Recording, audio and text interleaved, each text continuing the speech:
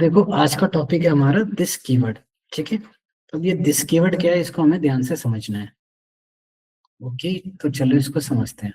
तो this keyword को समझने से पहले मैं एक और चीज बताता हूँ आपको कि मैंने एक चीज पढ़ाई थी आपको, रेफरेंस वेरिएबल। ठीक है, रेफरेंस वेरिएबल आपको पढ़ाया था। तो रेफरेंस वेरिएबल क्या होता है? रेफरेंस वेरिएबल क्या होता है? Stores object reference ID. ठीक है, तो ये क्या करता है, ऑब्जेक्ट की रेफरेंस आईडी को स्टोर करता है। ठीक है, ये काम होता है रेफरेंस वेरिएबल का। ठीक है, यहाँ तक कोई दिक्कत? क्या काम होता है आपके रेफरेंस वेरिएबल का? ऑब्जेक्ट की रेफरेंस आईडी को स्टोर करना। तो अगर मैं कोई भी जैसे ऑब्जेक्ट क्रिएट करता था, सपोज करो मेरी क्लास का नाम टेम्प था, तो जब मैं temp T1 equal to new temp लिखता था, ठीक है, जैसे ही मैंने न्यू कीवर्ड का यूज किया, ठीक है, तो मेरा क्या बना, मेमोरी में एक ऑफ हीप एरिया में क्या बना, ऑब्जेक्ट बना। ठीक है, ये सपोज करो आपका मेमोरी का हीप एरिया, तो यहाँ पे एक ऑब्जेक्ट बना जिसको क्या सर है, आपने का वॉल्यूम ज्यादा हो सकता है क्या? एक सेकंड, बिल्कुल हो सकता है। क्या आपको मेरी आवाज नहीं आ रही है क्या? ये थोड़ा सा कम आ रहा है। अब आ रही है आवाज? हाँ ठीक है सर। अब बेटर है? थोड़ा तो ठीक है। ठीक है चलो।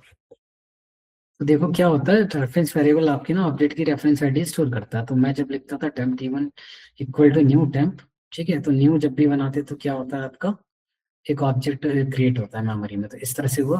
और इस ऑब्जेक्ट को हम किस में स्टोर करते हैं, इस ऑब्जेक्ट की एक रेफरेंस आईडी होती है, उसको हम स्टोर करते हैं रेफरेंस वेरिएबल में। तो ये T1 क्या है आपका, रेफरेंस वेरिएबल। ठीक है, तो ये होगी आपकी, इसकी रेफरेंस आईडी कुछ होगी, इसकी क्या होगी, कुछ रेफरेंस आईडी होगी।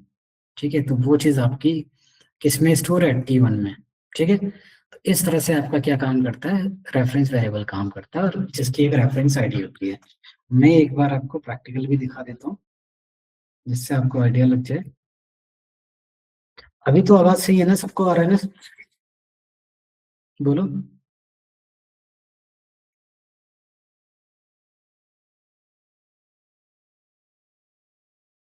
अरे बताओ, आवाज तो आ रही है ना सबको, हाँ या ना? हाँ हाँ सर। जी, आवाज आ रही। ठीक, चलो बहुत बढ़िया। अब जैसे ये क्लास है, ठीक है, अब मैं इसको हटा देता हूँ सब कुछ। ठीक है, ये मैंने हटा दिया। नॉर्मली क्या प्रिंट करता हूँ मैं, यहाँ पे एक ऑब्जेक्ट प्रिंट करता हूँ। मैं दिखा रहा हूँ, मैंने ऑब्जेक्ट बनाया temp D1 equal to new temp.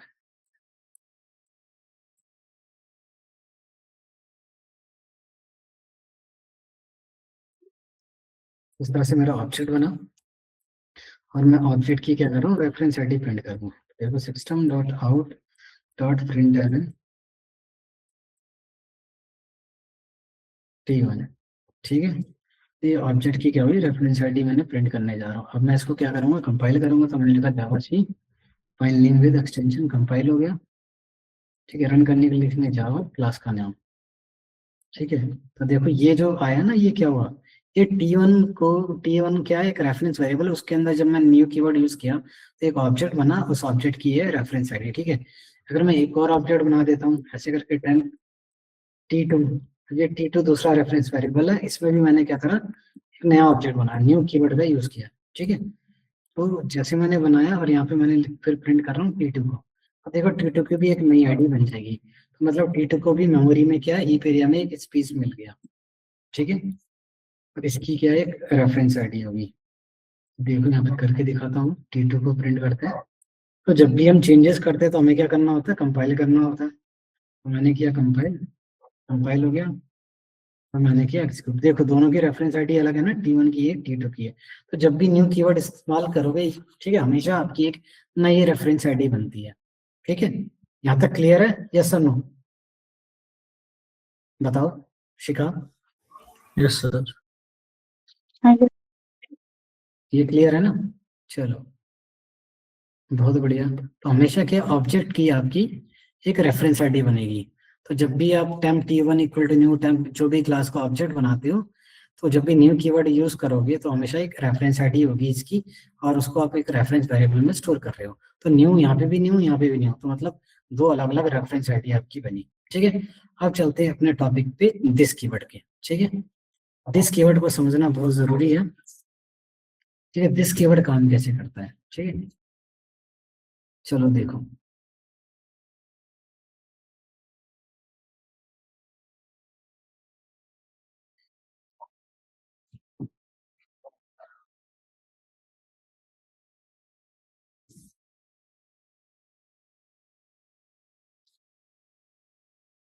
अब बात करते हैं दिस कीवर्ड की।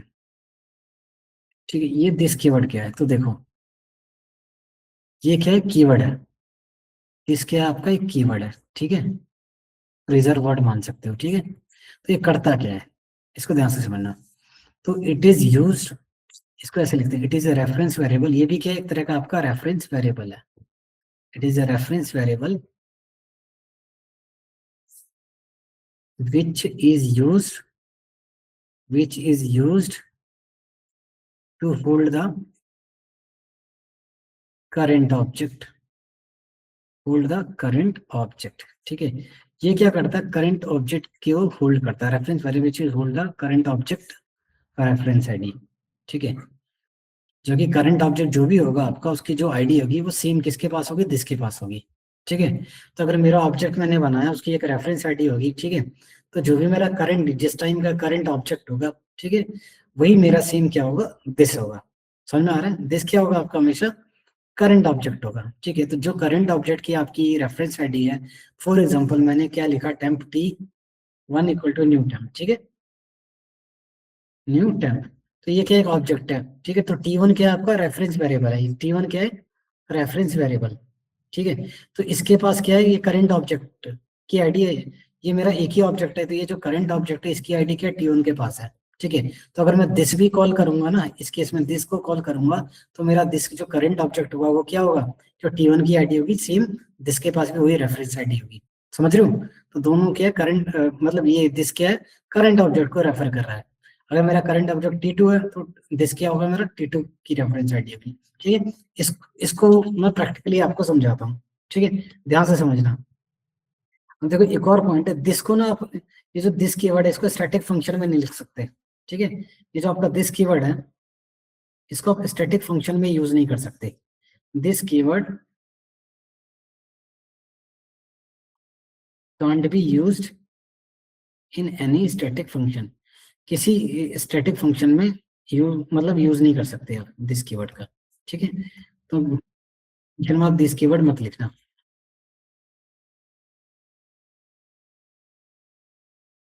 समझ में आ रहा है, ठीक है।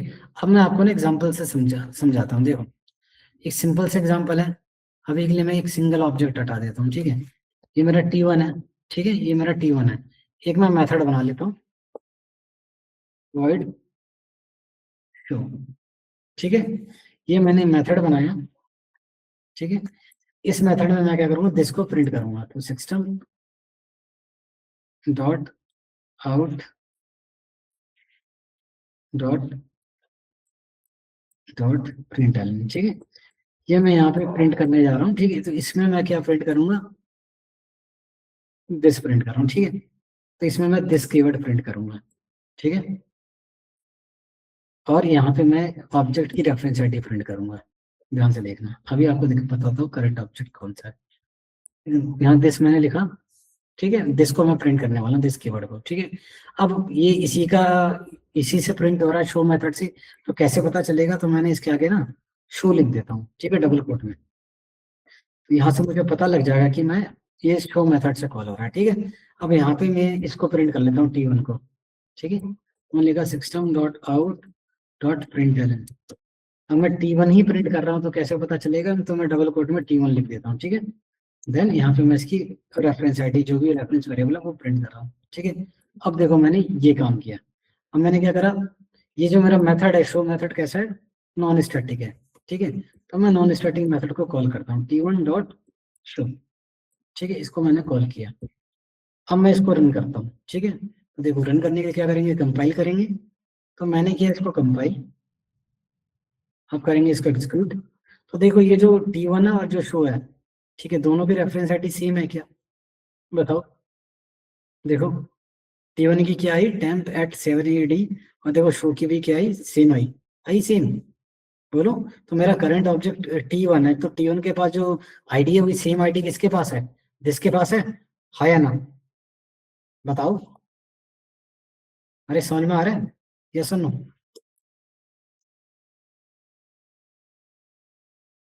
कुछ तो बोलो।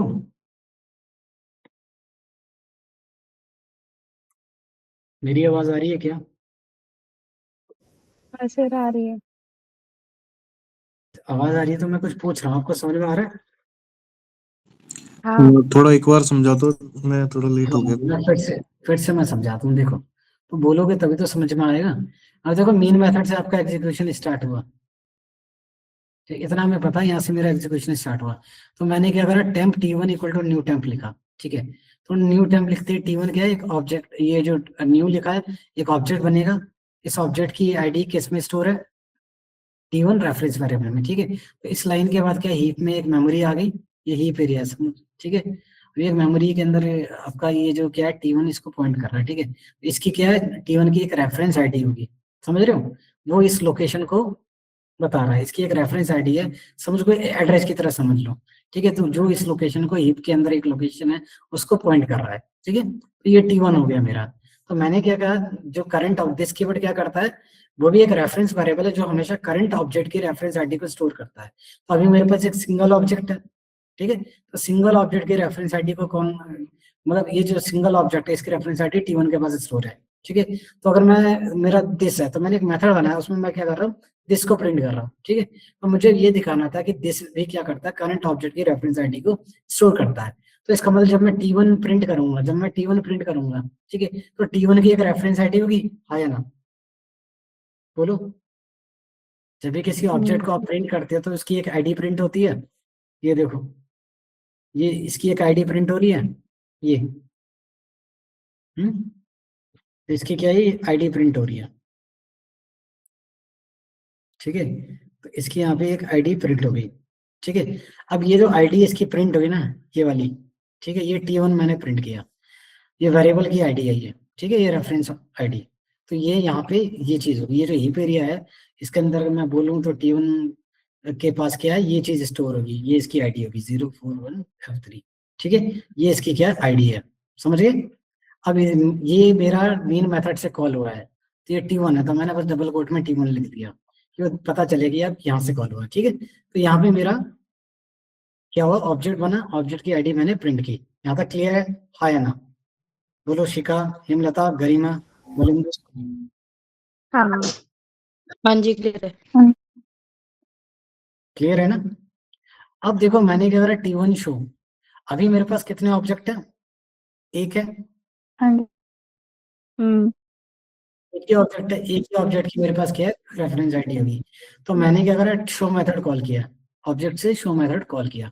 शो मेथड नॉन स्टैटिक है तो शो मेथड के पास गया, तो इसने क्या किया, print as it double code में लिखा तो उसको एज इट इज वो प्रिंट कर देगा प्लस दिस। तो ये दिस वेरिएबल में प्रिंट कर रहा हूँ, ठीक है। तो मैंने क्या बोला, दिस क्या है, करंट ऑब्जेक्ट की हमेशा रेफरेंस आईडी को स्टोर करता है। दिस क्या करता है, हमेशा करंट ऑब्जेक्ट की किसको स्टोर करता है, रेफरेंस आईडी को स्टोर करता है, ठीक है। तो अभी मेरे पास करंट ऑब्जेक्ट T1 है, T1 की जो रेफरेंस आईडी है, तो मैं दिस को प्रिंट करूंगा तो दिस की भी रेफरेंस आईडी क्या होगी, सेम होगी जो T1 की होगी, हाँ या ना, हाँ जी। होगी। तो देखो यहाँ पे, तो यहाँ पे मेरा देखो सेम, दोनों की आईडी क्या है, same I, same ID I, समझ गए, बोलो क्लियर है, हाँ या ना? सर जी बहुत कंफ्यूजन हो रही है इसमें, बहुत ज्यादा, मतलब ना थोड़ा आउट ऑफ द लेवल है। आउट ऑफ द लेवल है, चलो मैं एक बार और फिर से समझाता हूँ, देखो। मतलब मेरे कि ना भी ये तो समझ में समझ में आ रहा है कि आपने हाँ मतलब जी। किसी और में वैल्यू आप असाइन कर रहे हो, वो रेफरेंस वेरिएबल है, ये तो समझ में आ रहा है। पर हाँ, हम ये पहले एक पढ़ बार क्यों रहे हैं, मतलब। हाँ जी। पढ़ क्यों रहे हैं, क्योंकि इसका काम है आगे। हाँ, मतलब कि हम इसको कैसे यूज करेंगे, ये चीज समझ नहीं आ रही, मतलब ये वाले ना आउट ऑफ द बुश पे जा रहा है। इसका काम है आगे, आगे हर जगह हम मतलब बहुत जगह यूज करने वाले हैं इसको। आपको जो कंसेप्ट बस मैंने बताया समझ में आया? बस इतना समझ में आया कि आपने किसी और की वैल्यू उसमें असाइन कर दी तो रेफरेंस वेरिएबल हो गया। फिर ये समझ में आया कि आपने वॉइड को उसको शो करा तो आपको वो दिस दिखेगा। उसके बाद क्या होगा वो समझ नहीं आया। देखो फिर से मैं समझाता हूँ, देखो आप पहले समझो, ठीक है। आपने पुरानी रिकॉर्डिंग वगैरह देखी है ना गरिमा? हाँ जी, देखिए। ठीक है, तो मैं एक एग्जांपल से समझाता हूँ आपको, ठीक है। ये क्लास टेम्प जी। है, ठीक है। अभी नॉर्मल देखो, ये मेन मेथड है, मैंने शॉर्टकट में लिख दिया, पूरा नहीं लिख रहा, ठीक है। और यहाँ मैंने क्लास का ऑब्जेक्ट बनाया, temp t1 equal to new temp, ठीक है। ये क्लास का क्या बना, ऑब्जेक्ट बना। और मैं क्या कर रहा हूँ, प्रिंट कर रहा हूँ t1 को, मैं क्या कर रहा हूँ, t1 को प्रिंट कर रहा हूँ, ठीक है। तो मैंने एक चीज आपको पढ़ाया था, तो जब भी हम ऑब्जेक्ट बनाते हैं, तो जब भी ऑब्जेक्ट बनाते हैं तो क्या होता है, एक मेमोरी होती है आपकी, हीप मेमोरी, ठीक है। एक मेमोरी होती है हीप मेमोरी, ठीक है। तो इसके अंदर आपका ऑब्जेक्ट बनता है, ठीक है। तो मैंने क्या बताया, ये जो जब भी न्यू कीवर्ड यूज करोगे तो ऑब्जेक्ट बनेगा ना, तो जो भी ऑब्जेक्ट बनता है उसकी एक आईडी होती है, जिसको आप बोलते हो रेफरेंस आईडी। यहाँ तक क्लियर है कुलदीप, गरिमा? हाँ जी। हाँ जी, हाँ जी। ये कोई ऑब्जेक्ट बनता है उसकी एक रेफरेंस आईडी होती है, ठीक है। तो t1 एक ऑब्जेक्ट है, ठीक है। तो ये t1 एक ऑब्जेक्ट है, ठीक है। अब t1 के अंदर मैंने कोई प्रॉपर्टी बना नहीं रखी, तो इसलिए मैं प्रॉपर्टी नहीं दिखा रहा आपको, ठीक है। बस इतना समझो, ये t1 एक ऑब्जेक्ट है, तो ये आपका हो गया t1, ठीक है, मेमोरी में बन गया। अब इस t1 की क्या है, एक रेफरेंस आईडी है। तो मैं रेफरेंस, जब t1 को प्रिंट करूंगा तो क्या प्रिंट होगा, इसकी एक रेफरेंस आईडी प्रिंट होगी। तो रेफरेंस आईडी कुछ क्लास का नाम और हेक्साडेसिमल रिप्रेजेंटेशन होता है यहाँ पे, ठीक है। वो एक यूनिक इसको मिल गई। यहाँ तक समझ में आया, आया ना? जैसे आपका एड्रेस हाँ होता जी। है, ऐसे ही ये जो t1 है एक तरह का एड्रेस है जिसकी एक आईडी है, समझ गए? हम्म। कोई डाउट यहाँ तक? नहीं। तो अब मेरा जो ऑब्जेक्ट है वो, तो मेरा जो करंट ऑब्जेक्ट है, ये t1 रेफरेंस वेरिएबल है ना, तो मेरा जो करंट ऑब्जेक्ट है वो t1 वेरिएबल के पास है, आया ना? तो मैं t1 ये को वाली करंट, बात एक बार रिपीट करना। जो आपका t1 है जो रेफरेंस वेरिएबल, वो हमेशा ऑब्जेक्ट की आईडी को स्टोर करता है, या हम्म। सुनो।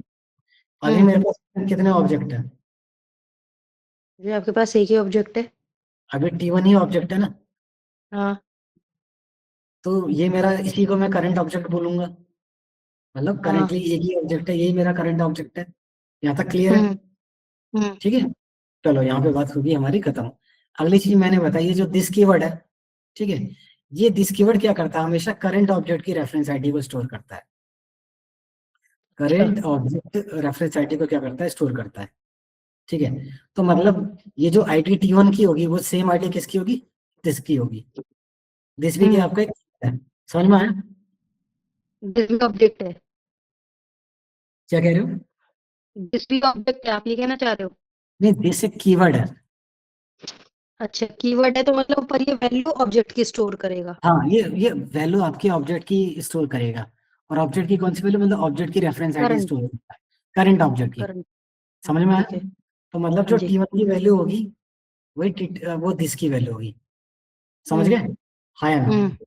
तो हाँ। अगर मैं यहाँ पे कोई भी मेथड बनाऊं, जैसे मैंने एक अगर ऑब्जेक्ट की वैल्यू नहीं देंगे तो ये इसको लेगा नहीं स्टैटिक में, राइट? नहीं नहीं, ये तो दिस को आप ना स्टैटिक में यूज नहीं कर सकते।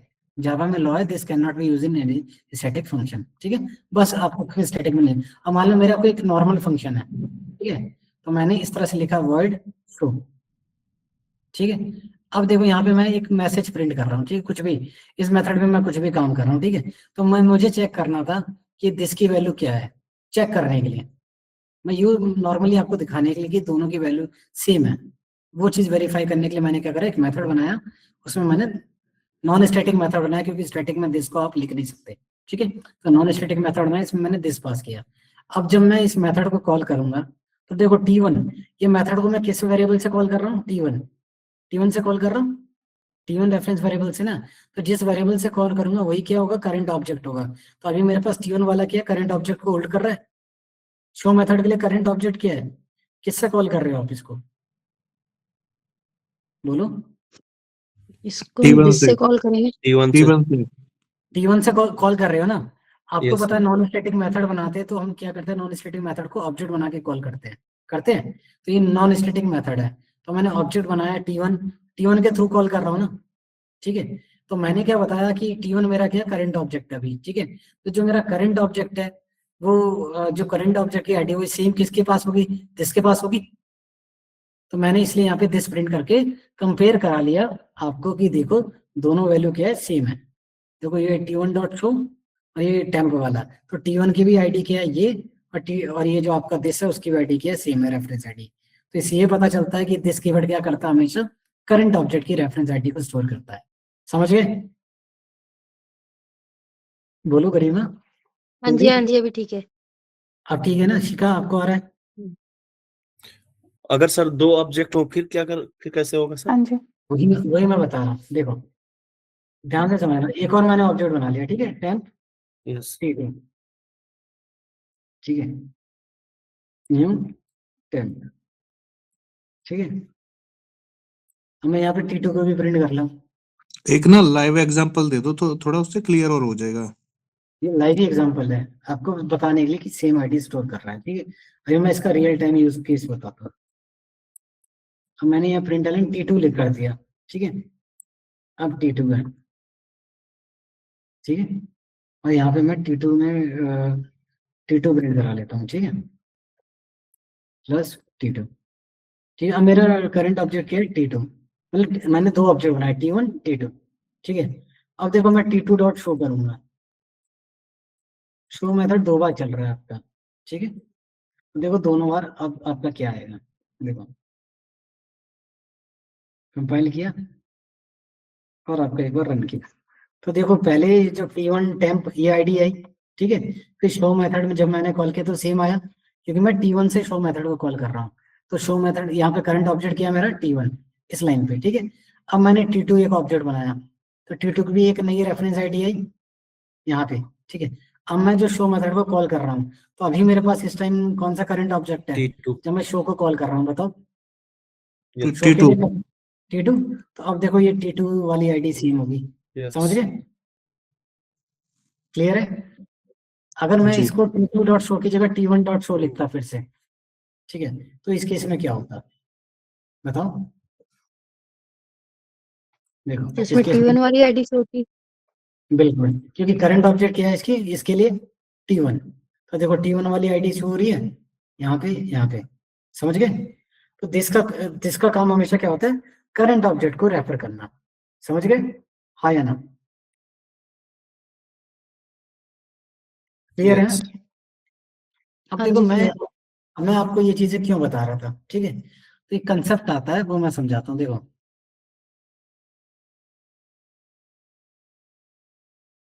ये कंसेप्ट समझाता हूँ, ठीक है, ध्यान से समझना।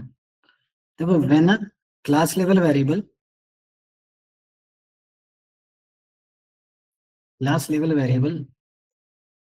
and a local variable both are having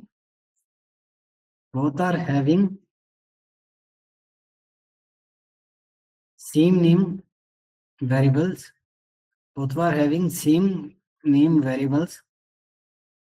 ठीक है, is known as data shadowing. क्या बोलते हैं इसको? डाटा शेडोइंग बोलते हैं, ठीक है। And always priority goes to local, हमेशा प्रायोरिटी किसको मिलती है? लोकल को मिलती है, ठीक है। तो इसको मैं एग्जांपल से समझाता हूँ, ठीक है। अब देखो मैं क्या कर रहा हूँ, इसको हटा देते हैं यहाँ से, ये T1 T2 ये सब हटा देते हैं, ठीक है। हम्म,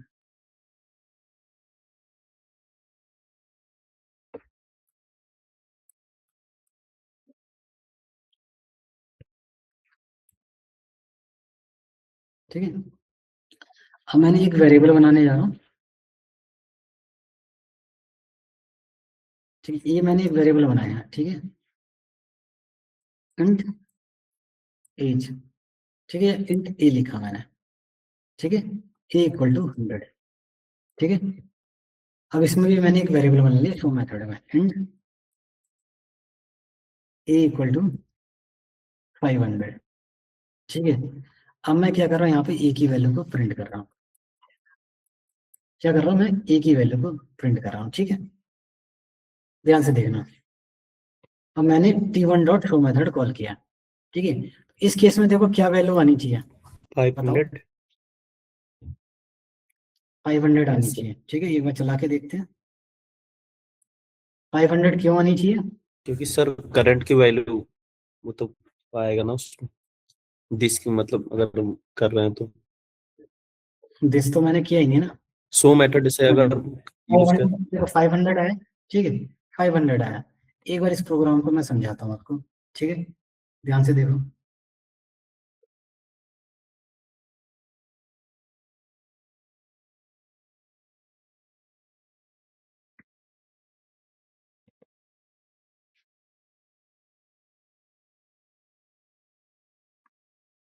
ठीक है, ये आपका प्रोग्राम है,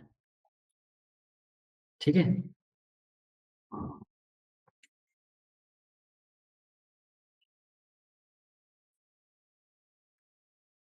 ये आपका प्रोग्राम है, इसको बड़ा करते हैं,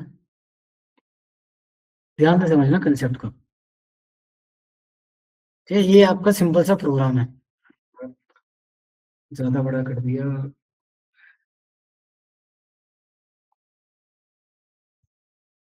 ठीक है, देख रहा प्रोग्राम को आया ना? हाँ जी। दिख रहा अभी है सर। मैंने क्या बताया, क्लास लेवल वेरिएबल, ठीक है। अब इसमें बताओ, इसमें क्लास लेवल वेरिएबल कौन है?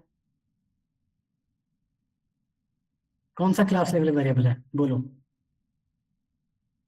int a equal to 100. ये आपका क्या है, क्लास लेवल वेरिएबल, ठीक है। ये क्या है आपका क्लास लेवल वेरिएबल, ठीक है।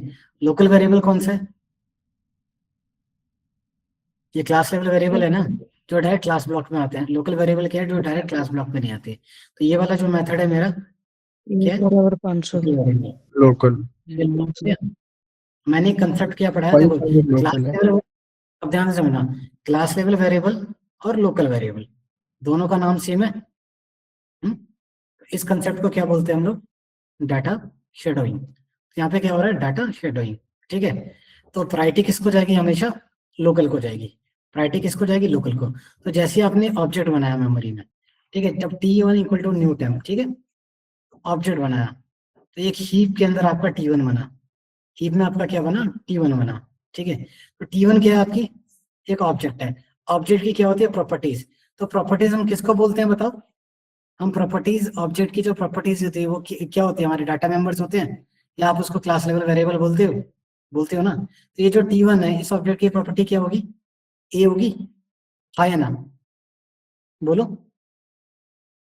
तो ये जो मेरा डाटा, मेरा T1, इसकी प्रॉपर्टी ये है, ए के पास क्या पड़ा है, 100, ठीक है। तो ये मेरा क्या है, ऑब्जेक्ट मेमोरी में पड़ा हुआ है, ठीक है। अब क्या हुआ, जब मैंने T1 डॉट शो कॉल किया, तो T1 जब शॉर्ट शो कॉल किया, ठीक है, तो ये इस लाइन पे आया, ठीक है। तो यहाँ पे क्या दिखा, इंट ए इक्वल टू 500। तो ये लोकल वेरिएबल है, ये कैसा वेरिएबल है, लोकल, ठीक है। तो ये ऑब्जेक्ट को पॉइंट नहीं करेगा, ये इसको पॉइंट नहीं कर रहा, ये एक अपना खुद का एक लोकल वेरिएबल हो गया, ठीक है। अब मैंने यहाँ पे क्या करा, ए को मैंने प्रिंट कर दिया। अब यहाँ पे मैंने क्या करा, ए को प्रिंट किया, ठीक है। तो जब मैं इसको प्रिंट कर रहा हूँ ना, तो ये ऑब्जेक्ट को रीड नहीं करेगा, ये क्या करेगा, इसके पास अपना खुद का लोकल वेरिएबल है, तो इस अपने लोकल वेरिएबल को रीड कर रहा है, ठीक है। इसलिए मुझे आउटपुट में क्या मिला, 500 मिला, समझ में आया? इसलिए आउटपुट में मुझे क्या मिला, 500। लेकिन जो मेरा ऑब्जेक्ट है, ऑब्जेक्ट की प्रॉपर्टीज क्या होती है, क्लास लेवल वेरिएबल, जिसको आप डाटा मेंबर बोलते हो, ठीक है। उसके पास तो क्या पड़ा है, 100, क्या पड़ा है, 100, समझ में आया? इस केस में क्या मिला आपका, 500। यहाँ तक समझ में आया, क्यों क्या आउटपुट आया, बोलो, हाँ या ना? अरे ये पॉइंट क्लियर है, गरिमा, उपिंदर, कुलदीप? ये एक बार आप ना ये वाले लास्ट वाला स्टेप समझा दो, ये तो समझ में आया, क्लास के अंदर लोकल होता है और वो लोकल वेरिएबल को मतलब पहले कॉल करेगा, इतना समझ में आया। ये जो शो मेथड में कॉल कर रहा हूँ, तो शो मेथड के लिए क्या है, ये वेरिएबल लोकल है ना, इस लोकल को प्रायोरिटी देगा, समझ गए? ये क्लास लेवल वेरिएबल आपका हीप एरिया में है, तो ये इसको कॉल नहीं कर रहा है, इस लोकल को प्रायोरिटी दे रहा है। अगर ये चीज नहीं होती तो इसको कॉल कर देता। जब इसके पास अपना खुद का है, तो ये क्या है, अपने लोकल को प्रायोरिटी दे रहा है, समझ गए? अब देखो यहाँ पे दिस कीवर्ड का क्या यूज है। अब देखो, अगर मैंने इसकी जगह डायरेक्ट ए की जगह मैंने क्या लिखा होता है यहाँ पे, this dot A, this dot A, ऐसे लिखा, ठीक है। अब मैंने यहाँ पे इसको कंपाइल किया, रन किया, तो देखो अब आया 100। अब क्या आया, 100। तो एक बार मैं फिर से कॉपी करता हूँ इसको, देखो अब 100 कैसे आया,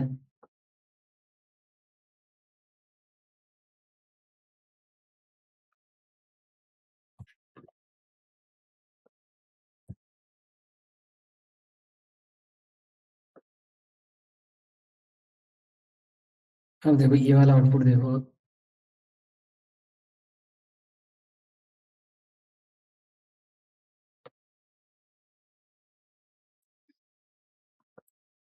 दिख रहा है?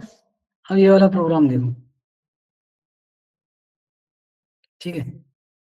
अब देखो जैसे ही आपने लिखा T1, ठीक है, तो ऑब्जेक्ट एक हीप एरिया में आपका T1 आ गया, ठीक है। यहाँ पे क्या आ गया आपका T1 आ गया, ठीक है। T1 की प्रॉपर्टी क्या है? A, class level variable A equal to 100, ठीक है। ये आपका T1 है, ठीक है। अब मैंने क्या बढ़ाया, T1 क्या है? एक रेफरेंस वेरिएबल, इसके पास एक रेफरेंस आईडी होगी, हाँ या ना? होगी। तो मेरा T1 क्या है? रेफरेंस आईडी है, ठीक है। तो इसके पास मेरे पास क्या पड़ा? ए इक्वल टू 100। अब मैंने शो मेथड कॉल किया, यहाँ पे ए इक्वल टू 500, एक लोकल वेरिएबल, उसको 500 मिला।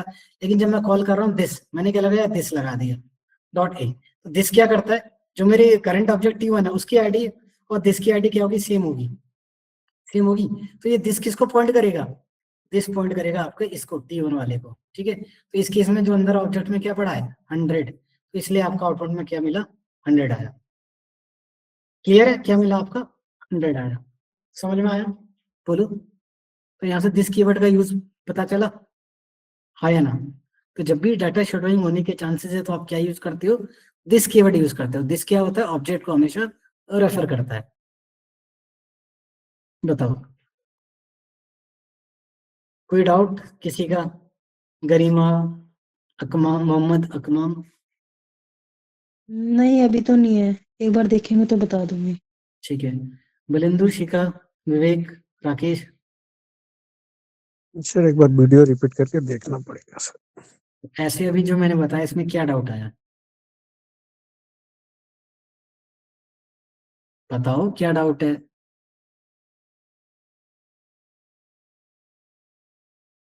एक बार फिर से बताऊं? बता दो सर एक बार। तो आप जब तक बोलोगे नहीं तो पता कैसे चलेगा? देखो मैं फिर से बताता हूँ आपको, ध्यान से समझो।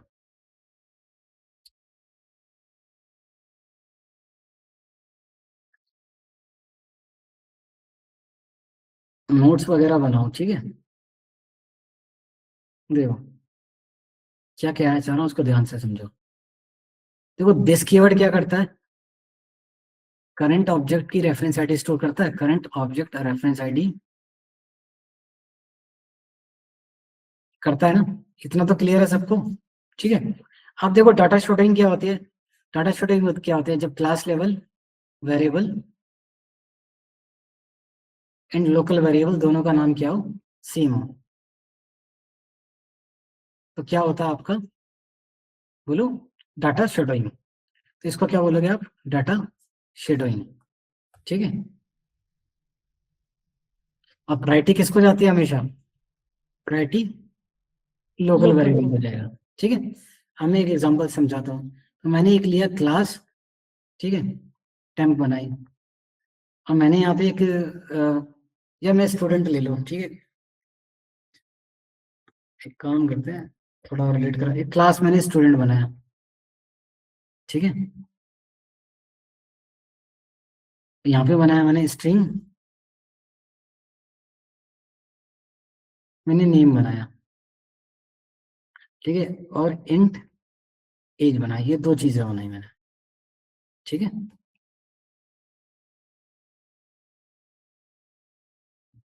मैंने एक मेथड बनाया, void गेट डिटेल्स। स्टूडेंट की मुझे डिटेल चाहिए, ठीक है। तो मैंने एक वेरिएबल बना लिया, या छोड़ो इसको और सिंपल कर देते हैं, अभी बहुत ही सिंपल बनाते हैं। तो मैंने एक स्ट्रिंग नेम लिया, ठीक है। नेम में मैंने डाल दिया संजीव, ठीक है। इतना मैंने काम किया, ठीक है। अब मैंने क्या करा, एक मेथड बनाया void। इस मेथड में मैं नेम की वैल्यू को क्या कर रहा हूँ? प्रिंट कर रहा हूँ, ठीक है। लेकिन इससे पहले मैंने क्या करा, यहाँ पे मैंने लिख दिया यहाँ पे इस तरीके से, यहाँ पे भी एक मैंने नेम नाम का वेरिएबल बना दिया, स्ट्रिंग नेम इक्वल टू विकास, ठीक है, इस तरह से। और इसी में मैं क्या कर रहा हूँ? प्रिंट कर रहा हूँ। एसओपी में मैंने क्या करा? नेम को प्रिंट करा दिया, ठीक है। यह मेरा खत्म। अब मैंने मेन मेथड बनाया, और मेन मेथड में क्या है? सबसे पहले आपको क्या बनाना होता है? ऑब्जेक्ट, ठीक है। तो सबसे पहले मेन मेथड में क्या बनाया मैंने? ऑब्जेक्ट। तो मैंने लिखा क्लास का नाम स्टूडेंट था तो मैंने लिखा student S1 equal to new student, मेरा ऑब्जेक्ट बन गया। ठीक है, अब मैंने कॉल कर दिया S1 डॉट शो मेथड को, क्योंकि नॉन स्टैटिक मेथड है तो ऑब्जेक्ट के थ्रू कॉल करेंगे। ठीक है, तो ये मेरा छोटा सा प्रोग्राम है। ठीक है, अब देखो मेन मेथड जब भी मैं ऑब्जेक्ट बनाता हूँ, ठीक है, तो आपको पता है ये जब ऑब्जेक्ट बनाते हो S equal to new student, ठीक है, तो एक हीप एरिया है। ठीक है, उसके अंदर मेमोरी मतलब हीप मेमोरी है, उसमें मिल जाता है स्पेस। ठीक है, तो मैंने लिखा S1 न्यू स्टूडेंट। ये जो S1 ऑब्जेक्ट है, जो आपका ये जो S1 ऑब्जेक्ट है, ठीक है, ये क्या है आपका S1।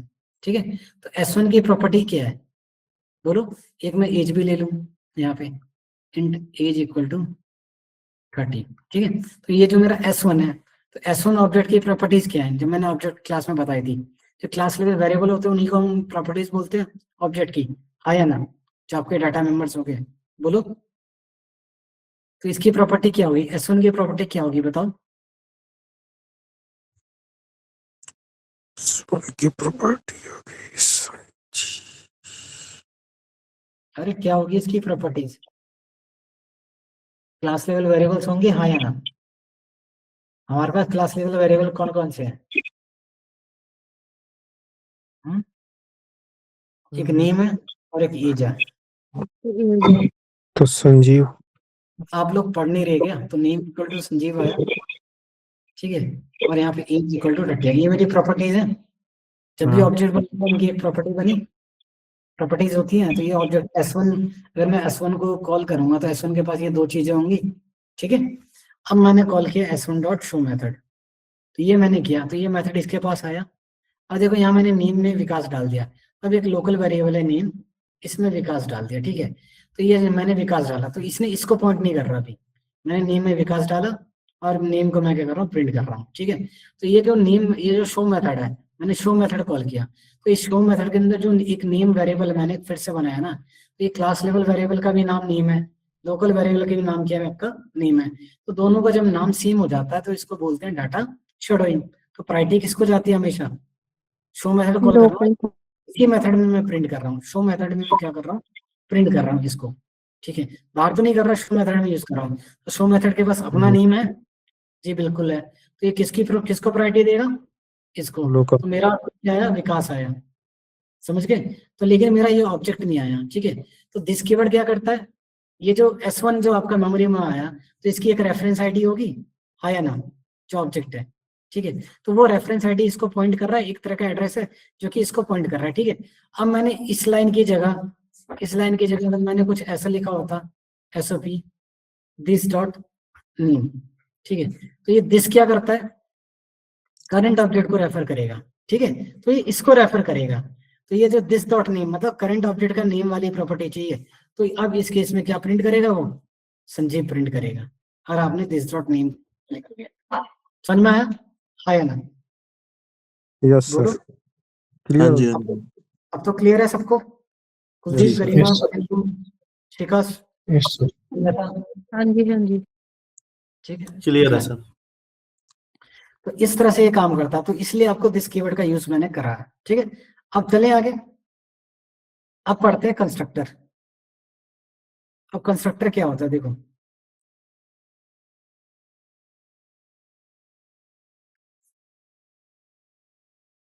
कंस्ट्रक्टर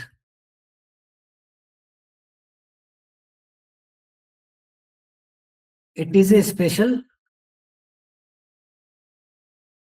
member function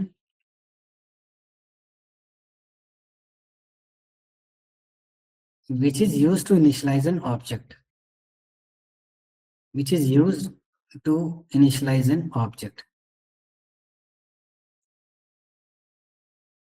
ठीक है, तो ये कंस्ट्रक्टर क्या होता है, एक तरह का स्पेशल आपका फंक्शन है। ठीक है, स्पेशल क्यों है, क्योंकि ये क्लास के नाम से होता है। ठीक है, तो कंस्ट्रक्टर क्या है, आपका एक तरह का स्पेशल फंक्शन है जिसका काम किया ऑब्जेक्ट को इनिशियलाइज करना। ठीक है, फॉर एग्जांपल अगर मेरी कोई क्लास है स्टूडेंट,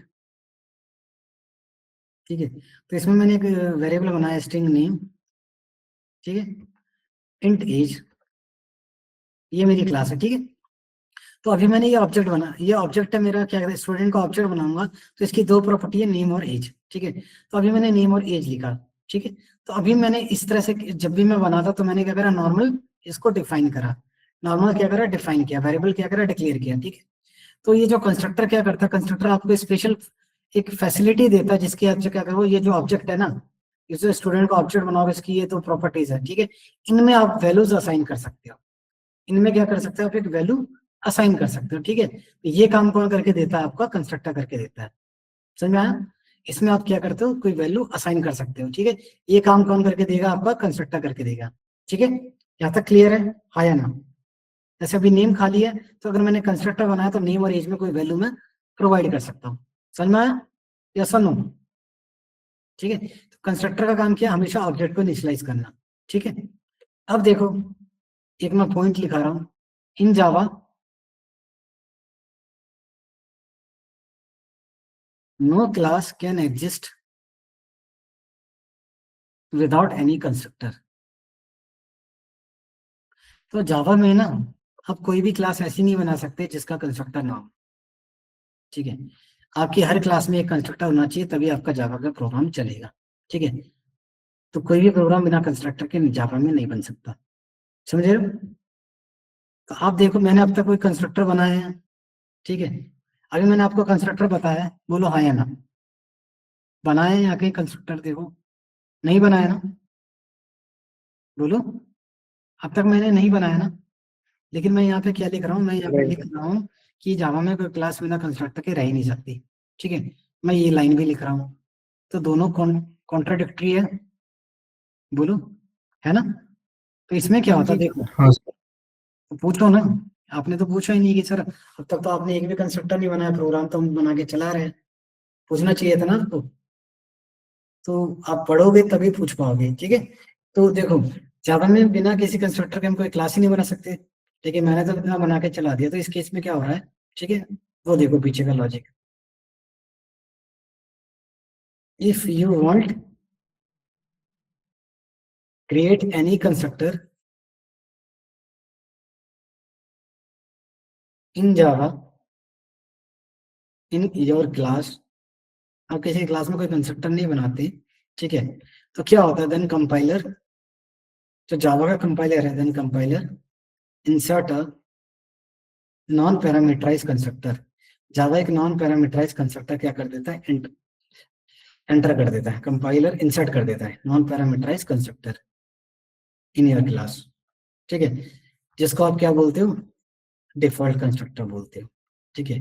तो जब आप खुद नहीं डालते तो आपके व्याप पे कौन ये काम कर देता है, कंपाइलर कर देता है, लेकिन वो कौन सा करता है, नॉन पैरामीटराइज कंस्ट्रक्टर, ठीक है। फॉर एग्जांपल, अगर मैंने कोई क्लास ऐसे बनाई, आपको याद है पहली क्लास मैंने कुछ ऐसे बनाई थी, क्लास टेम्प, ठीक है, और मैंने लिखा पब्लिक स्टैटिक वॉइड मीन, और यहाँ स्ट्रिंग टाइप का क्या लिया था, एरे लिया था आर्गुमेंट में, और मैंने यहाँ पे प्रिंट कर दिया था वेलकम या हेलो, ठीक है, प्रिंट एलन हेलो।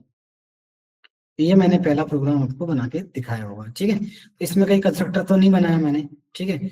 तो इस क्लास में क्या हुआ, तो इस क्लास में ना कंपाइलर क्या करता है, जब आप कमांड लिखते हो ना, जावा सी और class file name with extension, ठीक है, तो जब आप कंपाइल करते हो तो कंपाइलर आपके व्याप पे कंस्ट्रक्टर इंसर्ट कर देगा, ठीक है।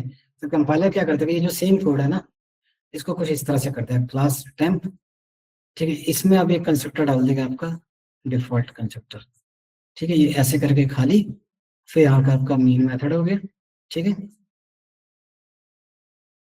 वाइड मीन, ठीक है, ये आपका हो गया।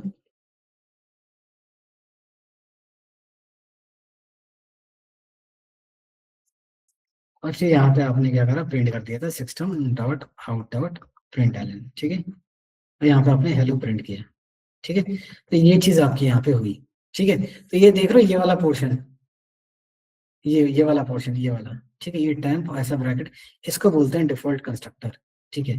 तो जब आपने इंसर्ट नहीं किया तो आपके भी पे किसने कर दिया, कंपाइलर ने कर दिया, जब आपने कोड को कंपाइल किया, ठीक है, समझ में आया। तो इसलिए जावा में कंस्ट्रक्टर क्या है, हर किसी क्लास में प्रेजेंट होता है, समझ गए।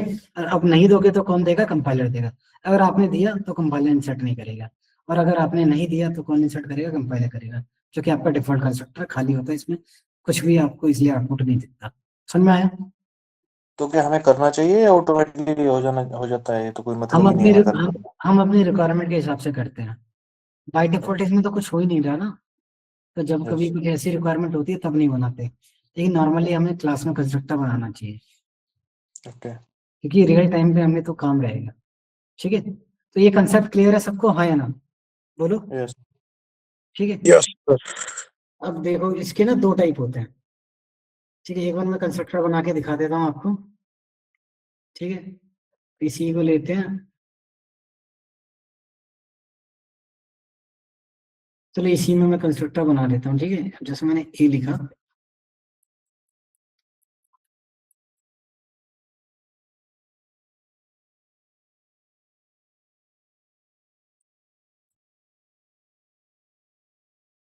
और देखो कंस्ट्रक्टर आपका कब कॉल होता है ये भी मैं दिखा देता हूँ। ठीक है, इसमें मैं स्टोर को प्रिंट कर रहा हूँ, मैसेज मैंने शो लिख दिया। ठीक है, अब देखो यहाँ पे क्या करा, एक कंस्ट्रक्टर बना लेते हैं। तो ये कंस्ट्रक्टर क्लास का नाम लिखा। ठीक है, अब ये डिफॉल्ट ये पैरामीटर कंस्ट्रक्टर। ठीक है, इसमें भी कोई मैसेज प्रिंट कर देता हूँ, कुछ भी मैसेज लिख देता हूँ मैं लिख देता हूँ कि मैं कंस्ट्रक्टर हूँ। ठीक है, प्रिंट एलन, तो मैंने लिख दिया मैं कंस्ट्रक्टर हूँ। ठीक है, मैं कंस्ट्रक्टर हूँ, मैंने ये चीज यहाँ पे लिख दिया। ठीक है, अब इस प्रोग्राम को कंपाइल करते हैं। तो मैंने कंपाइल किया, अब इसको मैंने रन किया। ठीक है, तो आउटपुट में क्या हुआ देखो, पहले आया मैं कंस्ट्रक्टर हूँ देन शो। ठीक है, अब ये कैसे आया तो इसको भी एक बार मैं डिटेल में आपको समझा देता हूँ। ठीक है,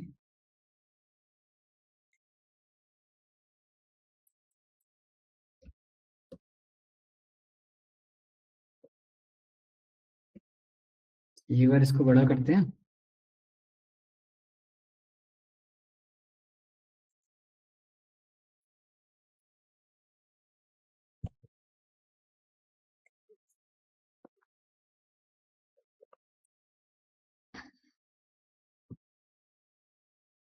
कोड दिख रहा है? ठीक है, अब देखो ये आपका क्लास है, अब इसका एग्जीक्यूशन समझो। तो जब भी आप T equal to new temp ये लिख रहे थे ना, ऑब्जेक्ट बना रहे थे, तो असल में क्या हो रहा था, आपका कंस्ट्रक्टर ही कॉल हो रहा था। ठीक है, आपका क्या कॉल हो रहा था, कंस्ट्रक्टर कॉल हो रहा था जब भी आप न्यू टेम्प। तो ये क्या कॉल हो रहा था, ये आपका ये वाला कंस्ट्रक्टर कॉल हो रहा था। ठीक है, अब आपने कुछ तो बनाया नहीं था। ठीक है, तो by default default constructor call होता, लेकिन यहाँ पे हमने बनाया, तो ये वाला कंस्ट्रक्टर कॉल हुआ, तो यहाँ पे मेरा जो मैसेज आया वो मेरा प्रिंट हो गया कि मैं कंस्ट्रक्टर हूँ। ठीक है, तो जब भी आप ऑब्जेक्ट बनाते हो तो किसको कॉल करते हो, कंस्ट्रक्टर को। ठीक है, अब फिर आपने लिखा टी1 डॉट शो, तो अब आपका ये वाला कॉल हुआ शो। समझ में आया? बोलो हाँ या ना? क्लियर है हाँ कंस्ट्रक्टर? जी। ठीक है, तो जब भी हम इस तरह से ऑब्जेक्ट बनाते थे तो असल में क्या है, अपने कंस्ट्रक्टर ही कॉल कर रहे थे।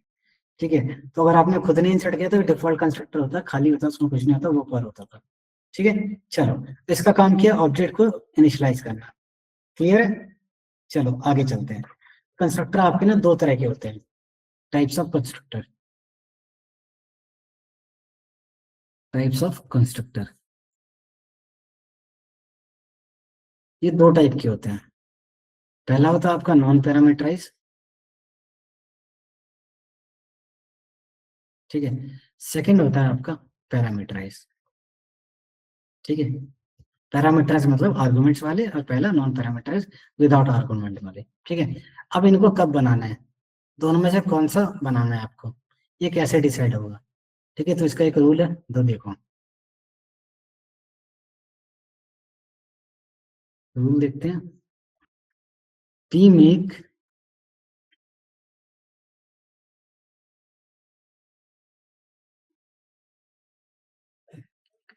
Make non parameterise constructor. ठीक है, हम जब पैरामीटराइज नॉन पैरामीटराइज कब बनाते हैं, when we want to initialise we want to initialise data members data members, और हम इसको क्या बोल सकते हैं, प्रॉपर्टीज ऑफ ऑब्जेक्ट और properties with same values for each object. हर एक ऑब्जेक्ट के लिए अगर हम सेम वैल्यू असाइन करना चाहते हैं, ठीक है, तो हम क्या बनाएंगे, नॉन पैरामीटराइज कंस्ट्रक्टर बनाएंगे, ठीक है। और इस कंसेप्ट को क्या बोला जाता है, then this concept is known as static initialisation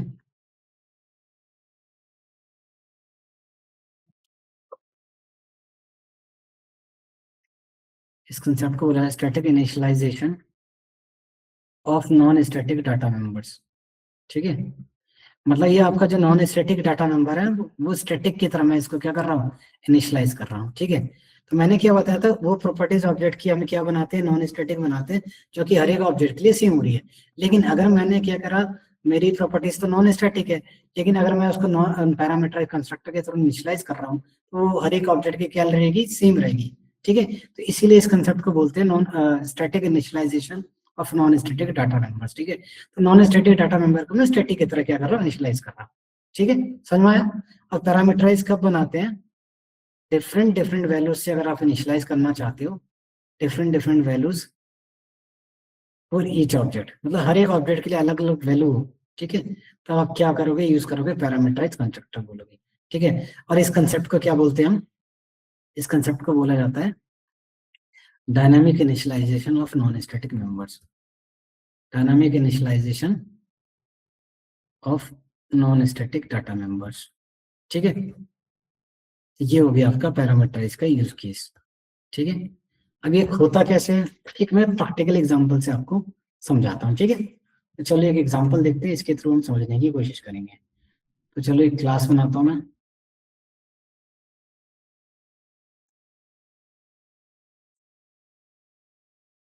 class बनाते हैं एम्प्लॉय नाम से, ठीक है, एम्प्लॉय डॉट जावा, ठीक है।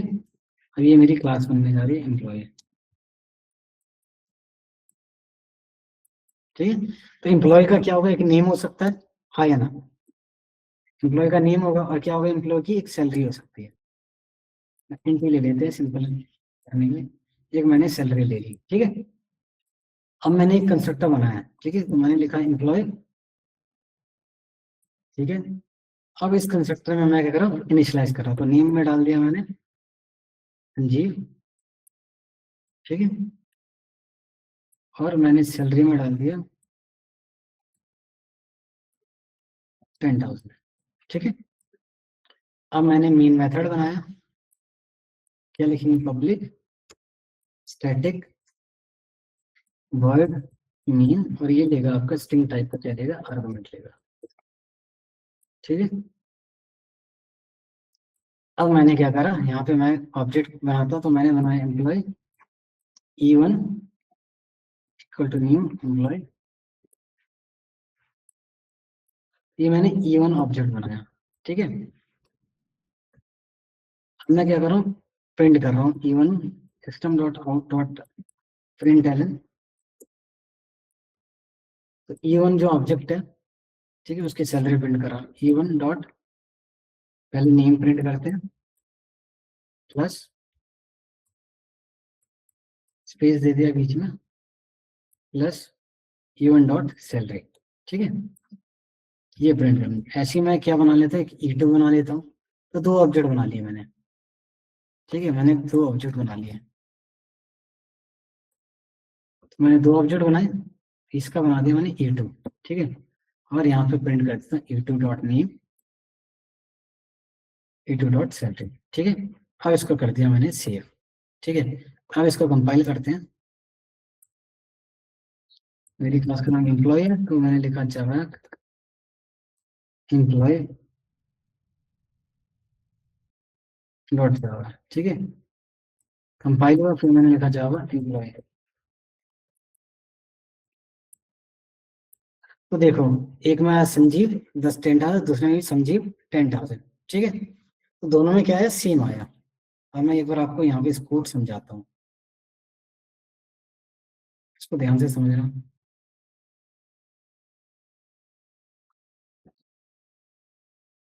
अभी एक बार इसको बड़ा कर देते हैं।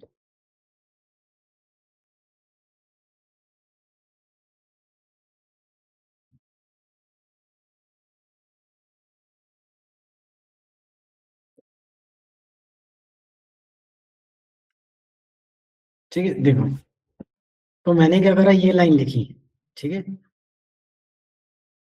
जैसे आपने ये वाली लाइन लिखी, ठीक है, E1 डॉट एम्प्लॉय, E1 बनाया, ठीक है। इस E1 के बनाते ही क्या हुआ, आपका हीप एरिया, ये कंस्ट्रक्टर बनाया, ठीक है। तो ये कंस्ट्रक्टर कॉल हुआ, तो नेम में संजीव और सैलरी 10,000, तो E1 एक ऑब्जेक्ट है, ठीक है। ये आपका क्या है, E1, ठीक है। तो इसके अंदर नेम क्या डाला इसने, संजीव डाला, ठीक है, और सैलरी डाल दी 10,000। ये E1 ऑब्जेक्ट है। ऐसे ही आपने क्या बनाया, फिर E2 बनाया, ठीक है। E2 में भी क्या करा इसने, नेम डाला संजीव और सैलरी डाली 10,000, ठीक है। तो आप देख सकते हो, तो ये मेरा नॉन स्टैटिक है, लेकिन क्या हर एक ऑब्जेक्ट के लिए क्या हो रहा है, सेम वैल्यू दे रहा है, हाँ या ना, बोलो, सेम वैल्यू दे रहा है, हाँ या ना, अरे बताओ, हाँ जी, हाँ जी। सेम दे रहा ना। तो ये क्या है, नॉन स्टैटिक को स्टैटिक की तरह क्या कर रहे हो, इनिशियलाइज कर रहे हो, ठीक है। तो जब भी आपकी कभी रिक्वायरमेंट हो कि आपके ना हर एक ऑब्जेक्ट के लिए क्या हो, वैल्यू क्या हो, सेम हो, ठीक है, देन आप किसका यूज करोगे, बोलो, नॉन पैरामीटराइज कंस्ट्रक्टर का, नॉन पैरामीटराइज कंस्ट्रक्टर, क्लियर है, हाँ या ना, गरिमा, कुलदीप, शिखा, हाँ समझ में आया? जी। चलो अब नेक्स्ट पैरामीटराइज का एग्जांपल दिखाता हूँ मैं आपको, ठीक है। तो पैरामीटराइज को पैरामीटर कर देते हैं, ठीक है, यहाँ पे डाल दिया मैंने स्ट्रिंग नेम, ठीक है, कॉमा इंट सैलरी, ठीक है। अब ये नेम से, अब यहाँ पे क्या करने जा रहा हूँ, देखो तो मैंने यहाँ लिखा दिस कीवर्ड का यूज कर रहा हूँ, तो वो क्या करेगा, ऑब्जेक्ट को रेफर करेगा, तो this dot name equal to name, ठीक है, this dot salary equal to salary, मैंने ये चीज लिखी, ठीक है। अब मैं नीचे आया, अब यहाँ पे जो पास कर रहा हूँ, यहाँ पे मैंने फर्स्ट टाइम पास किया संजीव, ठीक है, पास किया 10,000, ठीक है। दोबारा ऑब्जेक्ट बनाया, यहाँ पे पास किया हिंस, सैलरी पास की 20,000, ठीक है। दो अलग अलग ऑब्जेक्ट बनाए, ठीक है। अब देखो, अब मैंने इसको कंपाइल किया, हो गया, रन किया, हाँ देखो दोनों वैल्यू क्या है, डिफरेंट है, हाँ या ना, ठीक है। अब मैं इस कोड को भी आपको समझा देता हूँ एक बार। तो पैरामीटराइज में क्या होता है, आप डिफरेंट डिफरेंट वैल्यू से क्या कर सकते हो, इनिशियलाइज कर सकते हो, ठीक है। तो हमेशा इसलिए क्या, कौन सा हम मैक्सिमम यूज करते हैं, पैरामीटराइज करते हैं, बोलो समझ में आया। देखो अभी ये मैं समझाता हूँ आपको एक बार कोड कैसे चला, ठीक है। अब ध्यान से देखो इसको, तो जैसे ही आपने ये क्लास बनाई, ठीक है, तो आपने क्या बनाया, ये E1 बनाया, आपने क्या बनाया, ये E1 ऑब्जेक्ट बनाया, ठीक है। E1 जैसे ही बनाया तो एक हीप एरिया है, ठीक है, इसका नाम हो गया E1, ठीक है। E1 के पास क्या नेम, ऑब्जेक्ट बनाया, ठीक है। तो ये जो E1 है, ये नेम, ये मैचिंग दिया है इसके पास, ठीक है, यहाँ पे आया। तो ये जो नेम क्या है, ये लोकल वेरिएबल, ये सैलरी क्या है, लोकल वेरिएबल। तो ये जो नेम लोकल वेरिएबल जो आया आपका किसमें, संजीव, ये संजीव पास किया, इसमें संजीव है, इसमें 10,000 है। तो इसने क्या करा, नेम को मैंने राइट, ये जो नेम को किस में डाल दिया, दिस डॉट नेम में। तो दिस हमेशा क्या करता है, ऑब्जेक्ट की प्रॉपर्टीज को डिफाइन करता है, तो ये दिस इस वाले नेम को रिफ्लेक्ट कर रहा है, ठीक है। तो इसके चलते इसके नेम में क्या आ गया, संजीव आ गया E1 में, और सैलरी क्या आ गई, बोलो 10,000 आ गई, ठीक है। अब यहाँ पे नेम में क्या आ गया, E1 के लिए ये जो मैंने पास किया था यहाँ से वो ले लिया इसने, ठीक है, सैलरी ले ली। अब सेकंड ऑब्जेक्ट बनाया E2, तो जैसे ही मैंने E2 बनाया तो फिर से यही एरिया में मेमोरी मिली, इसका नाम E2 है, ठीक है। और मेरे दो प्रॉपर्टीज नेम और सैलरी, ठीक है। अब देखो फिर से इसने भेजा E2 के केस में, ठीक है, E2 के केस में भेजा, अभी यहाँ पे आया, फिर से आया, ठीक है। तो इस बार नेम में क्या पास है मेरा, हिम्स, सैलरी में क्या है 20,000। तो ये नेम वाली दिस डॉट नेम में, तो फिर से ये जो E2 बना तो इसके नेम में क्या डाल दिया इसने, प्रॉपर्टी में हिम्स डाल दिया और सैलरी में 20,000। ठीक है, तो अब देख रहे हो पैरामीटराइज से मुझे क्या मिला, मैं अपने ऑब्जेक्ट को क्या है डिफरेंट डिफरेंट वैल्यू से क्या कर पा रहा हूँ, इनिशियलाइज कर पा रहा हूँ। ठीक है, तो this is the use case of parameterize constructor. Clear है?